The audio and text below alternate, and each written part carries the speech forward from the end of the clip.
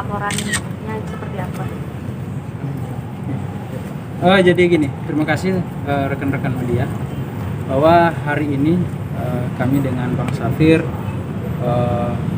melaporkan terkait dengan pencemaran nama baik yang diduga dilakukan oleh mantan istrinya. Dan reaksi ini pada dasarnya adalah kemarin mantan istrinya beliau itu melakukan LP juga terkait dengan pencemaran nama baik juga. Nah, memang laporan kami hari ini memang agak-agak alot karena harus konsultasi dengan teman-teman di cyber. Nah, tetapi pada saat setelah selesai koordinasi dengan teman-teman cyber sehingga laporan kami juga diterima. Mantan istri inisialnya siapa, Bang? MI ya. Pernyataan yang mengandung pencemaran nama baik itu yang mana, Bang? Dari permasalahan, Ya, jadi di dalam video di acara Kuya itu pada dasarnya ada menuduh bahwa diduga beliau ini menjual mobilnya mantan istrinya MI. Terus ada lagi mungkin atau itu aja? KDRT semua segala macam. Menyangkut terkait dengan KDRT. Nah, padahal beliau ini tidak pernah melakukan KDRT. Nah, soal harta gono gini mungkin Kenapa, Bang? Nah, kalau menyangkut harta gono ini kan belum pernah digugat. Nah, pada dasarnya kan Bang Safir dulu yang gugat cerai istrinya. Nah, kalau kita mengacu pada konfilasi hukum Islam itu harusnya harta gono gini itu harus dibagi 1/2 gitu loh. berarti ini bisa dibilang laporan ini juga sekaligus laporan soal penggelapan harta gono gini apa seperti apa? Kalau menyangkut penggelapan mengenai harta gono gini nanti kami sementara lakukan dulu karena untuk terkait dengan laporan ini kami belum lapor. Bukti yang dilampirkan, Bang, tadi, Bang? Bukti yang kami mau lampirkan dan sementara kami usahakan untuk penuhi adalah mengenai link link YouTube, kemudian dengan transkripnya yang kami duga bahwa ini yang merupakan bagian daripada pencemaran. Jadi fokus saat ini adalah pencemaran nama baik ya, Bang? Iya, benar. Bang, yang kemarin ditanyakan sama Mbak Ica juga, kenapa sekarang tiba-tiba muncul terus membeberkan hal negatif tentang dia gitu? Mungkin Bang Sari punya alasan sendiri. Bukannya baru sekarang sebenarnya, cuma kan emang permasalahan ini tuh belum lama ini baru saya coba komunikasikan dengan si MI ya. Namun memang mendapat tanggapan yang tidak seperti yang saya harapkan gitu. Terus kenapa bisa muncul ke media? Karena kebetulan kan di sini kan kuasa hukum juga ada Bang Farad ya, Bang Farad Abbas. Dan kebetulan kan sama-sama kita tahu Bang Farad Abbas sekarang ini lagi kuasa hukum juga dari Pak Dodi Sudrajat gitu ya. Nah, bukan kenapa baru sekarang ya, karena memang akhir 2019 itu pada saat saya menggugat itu memang saya belum sempat masukkan gugatan gono gini karena saat itu kan seperti yang saya sampaikan sebelumnya kalau di situ memang masih ditinggali sama MI sendiri, ibunya dan anaknya. Jadi saya berpikir ya kasihan juga kalau saya gugat gitu, mau tinggal di mana saat itu kan. Nah, tapi setelah saya melihat kalau ya sudah ada tempat lain yang akhirnya saya mencoba untuk berbicara baik-baik ya secara pribadi dengan harapan ya bisa selesai dengan ya antara saya dan sama dia aja gitu. Tapi ya itu tadi bukan harapan damai yang saya dapat, justru malah ditantang untuk melakukan ini semua gitu sampai untuk bawa ke media. Tapi kan bisa dibilang Marissa Ica kan mengungkapkan bahwasanya udah nggak ditinggalin lagi. Misalnya kayak oh ya? Ya, nggak mungkin. Tapi kan katanya kalau mau ngambil soal rumah ya harus diambil aja gitu. Gimana tanggapannya mungkin? Enggak sih, kalaupun rumah itu kan kalau mau diambil aja tanpa ya melalui proses hukum ya itu lebih baik, dan itu yang saya harapkan sebenarnya gitu. Belum ada omongan ke sono? Sudah. Justru malah dia sekarang balik lagi nih. Dia bilang kan harusnya lewat kalau mau ambil rumah itu ya harus ke pengadilan. Dan itu yang dia sering membolak-balikan seperti itu sebenarnya. Ya, Bang Safir mungkin baik lagi awal pernikahan di tahun berapa dan 2014. Dan berjalan berapa lama? 5 tahun ya. 5 tahun. 2019. Oke, ini kan isunya makin panas kan, apalagi Oh, iya. kan salah satu akun gosip pun memblow up masalah yang terjadi dengan M ini. Gimana nih Bang Admin? Makin sini makin banyak yang speak up di sosmed segala macam.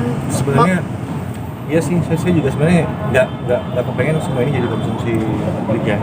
Saya sih berharap ini semua awalnya itu sudah bisa ada yang sampai akhirnya ya saya merasa dicemarkan nama baik saya, karena yang disampaikan dia itu saya bisa berani bertanggung jawabkan kalau itu semua nggak benar. Saya bisa buktikan itu.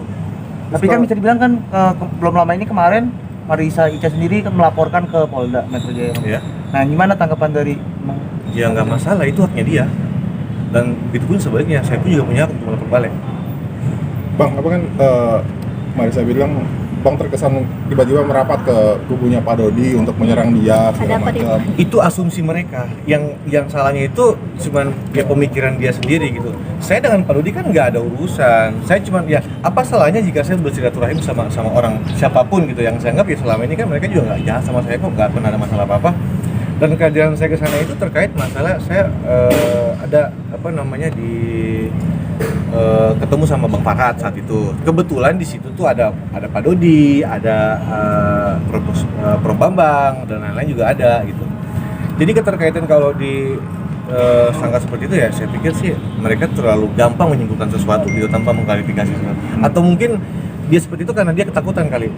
Ya semua ini bisa muncul ke publik.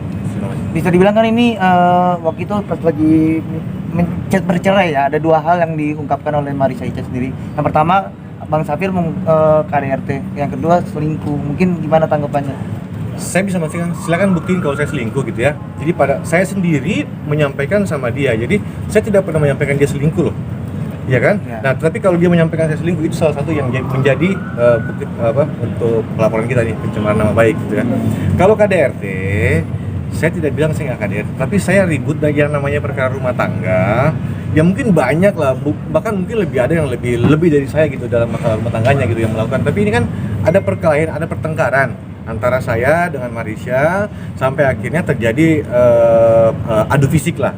Ya bukan, ya saya juga waktu itu kan saya dicakar, baju saya juga sobek gitu kan, ya semua juga ada. Cuman kan saya tidak sempat di foto segala macam gitu, karena tujuan saya kan emang nggak ada seperti itu gitu, nggak ada gitu. Tapi kan setelah itu ada kebahagiaan. Artinya kan kalau dia mau ambil itu sebagai kesimpulan untuk jadi KDRT, harusnya kan nggak ada kebahagiaan lagi setelah itu. Tapi ini kan ada. Kapan saya KDRT itu kan harus Ada visum itu ada harus NPT. Nah, setelah saya KDRT itu apakah ada kebahagiaan setelah itu atau tidak ada? Itu boleh. Itu sah-sah aja menurut saya. Ya kan? Iya. Menyebutkan katanya di kejadiannya di Mekah kalau nggak salah. Oh iya, ini lagi yang lagi viral. Jadi terkesan saya ini benar-benar manusia yang udah nggak punya ini sama sekali ya di depan kamar. Mas, suami mana atau laki-laki mana yang ketika tahu pasangannya itu tidak tidur di kamar itu, dia tidur di mana? Siapa yang nggak marah? Tetapi di saat itu bukan saya langsung pukul, tidak. Dia tuh berusaha untuk menyangkal.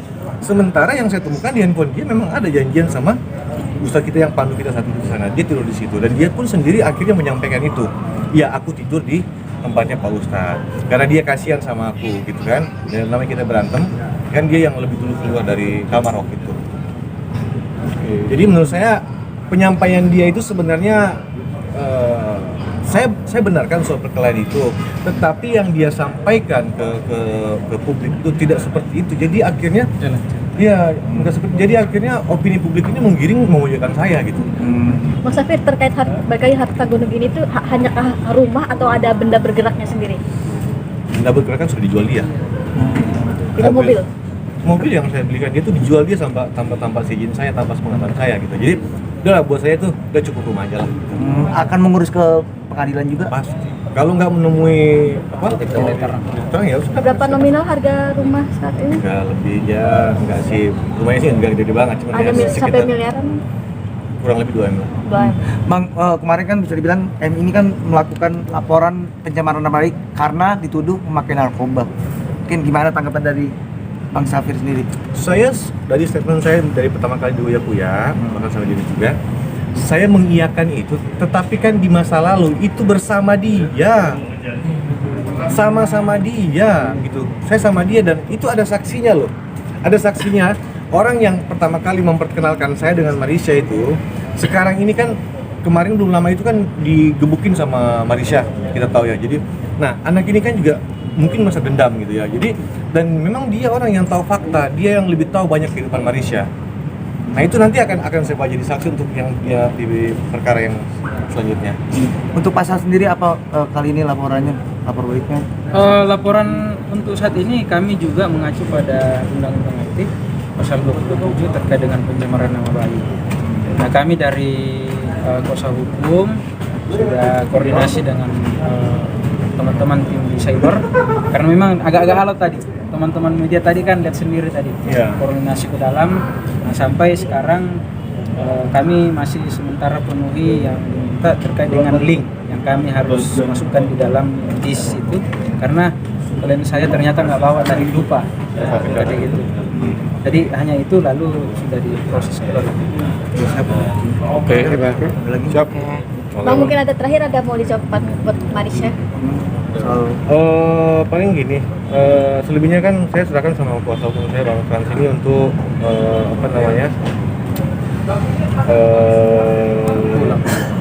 bisa melakukan upaya-upaya seperti apa gitu. Dan untuk Marisha sendiri saya pikir dia sudah keterlaluan ya, karena dengan dia membuat laporan seperti ini artinya buat saya dan buat kami adalah berarti dia dengan sengaja dan menyetujui bahwa ini akan dibuka ke ranah publik nanti. Karena seperti apa proses hukum yang berjalan, saya sangat yakin kalau saya di pihak yang benar, saya bisa bertanggungjawab apa yang saya sampaikan. Artinya nanti hasil dari penyelidikan dan hasil putusan dari sini itu, dari pihak kepolisian itu nanti yang pasti akan saya publish gitu. Dari situ kan nanti sama-sama kita bisa melihat seperti apa sih fakta yang selama ini itu yang disampaikan dia itu benar apa tidak, nanti sama-sama. Begitupun juga dan sebaliknya, apa yang saya sampaikan ini benar apa tidak, nanti akan teman-teman wartawan bisa mengetahui sendiri gitu. Cukup. Terima kasih Bang. Terima kasih ya.